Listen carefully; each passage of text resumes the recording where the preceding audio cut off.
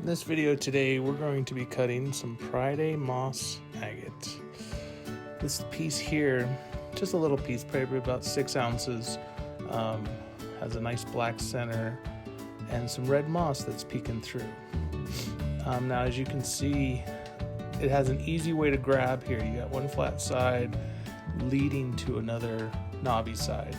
Now that knobby side might hold some moss, we'll see, but I'm just fiddling around with this new Raytech, even though it's an old Raytech, trying to get this guy clamped in there so I can get some slabs on the narrow end of it. This clamp has basically 3 bolts.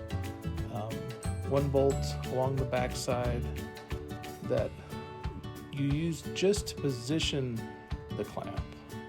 I was hoping it'd be more like a slab grabber and be able to clamp down the front of it like a lot of slab grabbers do, but it just didn't do it. So you just got to position the clamp using the back screw, and then you clamp on the front screw, and then the last screw just moves it back and forth and clamps it down flat to the base of the Raytech.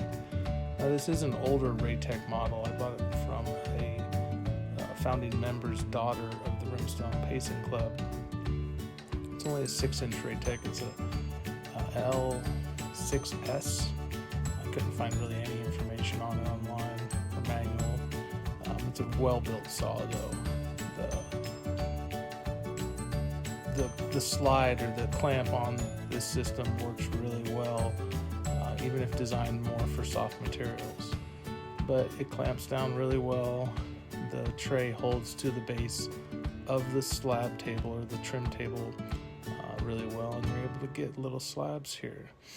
My first cut, you can just see a blowout right there. That's pretty typical with agates. You just got to be careful, and you just got to keep it down to the actual bed of the saw.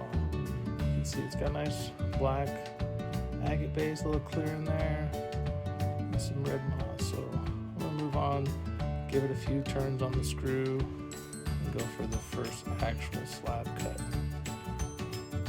As you can see here, it goes, again, it's agate. Agate's hard. There's some blades out there that'll cut faster, but ultimately agate will eat up your blades.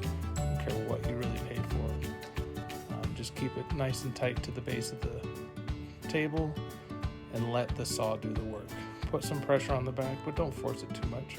If you force it too much, you have a little blowback. Here's the second piece. It's got a decent thickness on it. I was pretty surprised I was able to get a nice thick straight cut.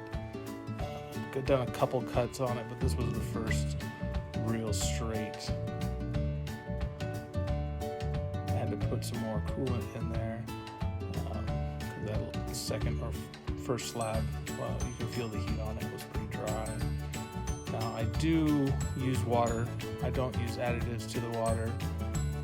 This trim saw has a base that comes out of it, a little plastic base. It's easy to change out, easy to keep clean, to dry.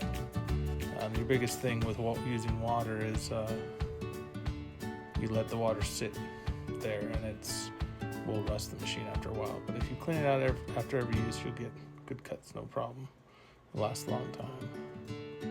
So this was a little thinner cut, but it came out really nice. I was really pleased with it.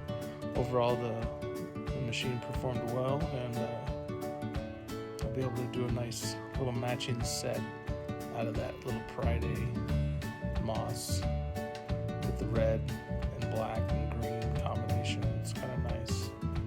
I really appreciate y'all watching. Please subscribe to my channel and hit the bell notifications for videos in the future.